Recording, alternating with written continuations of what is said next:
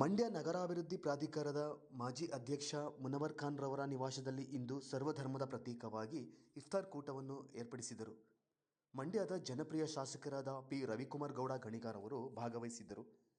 ಶಾಸಕರನ್ನು ಮುನವರ್ ಖಾನ್ ಮಗ ಇದ್ರಿಸ್ ಪಾಷರವರು ಅಭಿನಂದಿಸಿ ಬರಮಾಡಿಕೊಂಡರು. ನಂತರ ಇಫ್ತಾರ್ ಕೂಟದಲ್ಲಿ ಮುಸ್ಲಿಂ ಹಾಗೂ ಹಿಂದೂ ಧರ್ಮದವರು ಜೊತೆಯಲ್ಲಿ ಭೋಜನ ಸವಿದರು.